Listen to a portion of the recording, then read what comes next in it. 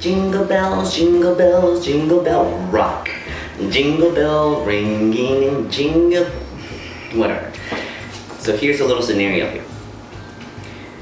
My hands get really clammy. As I'm approaching somebody, I start thinking to myself, this person is not gonna accept the gospel.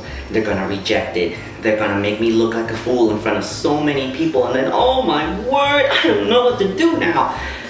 Has that ever happened to you when you tried sharing the gospel with people? Well, obviously you're not alone in this. We have to understand that the gospel is not an easy message to deliver, and I'm obviously here with my little 6-month-old baby, Hadassah.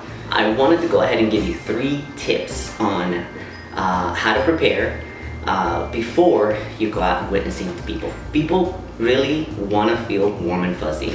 The gospel isn't a warm and fuzzy message. It's very opposite. It actually leaves them thinking about their eternity. And that's a good thing. We want to do that. And in fact, if we're not doing that, then, that's a problem. I love the fact that we get to share the love of God as we get to share with them how they have offended a holy and righteous God and what God did so that you and I wouldn't end up in hell.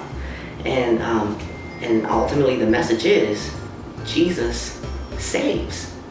There is salvation in no one else. God has given no other name under heaven by which we must be saved. That is from Acts chapter 4, verse 12. So here are my 3 tips to help you get through the fear of witnessing to strangers.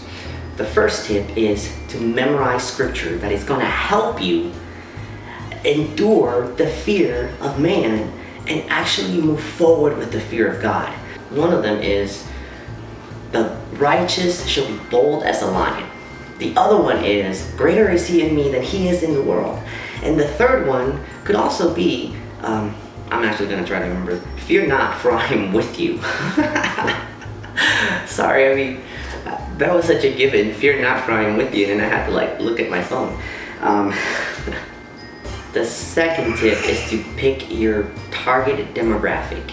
By that I mean, pick a group of people that you've chosen to witness to, whether it's a certain ethnicity, or whether it's a certain age range, or maybe college students, or maybe teenagers, or maybe babies. If you just prepare yourself, kind of just make a list of the kind of people that you want to witness to, and by all means, go ahead and do it. The more prepared you are, the better the chances are of you witnessing to people without taking too long and realizing that by the time you made your decision, it's too late, the people are gone.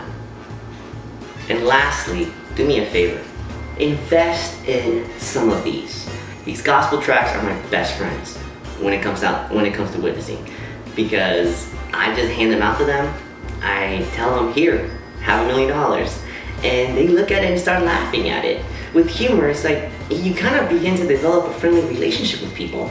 And you don't have to wait 2 or 3 weeks or 3 months or a year to actually establish a relationship. I mean, you can establish a relationship in seconds.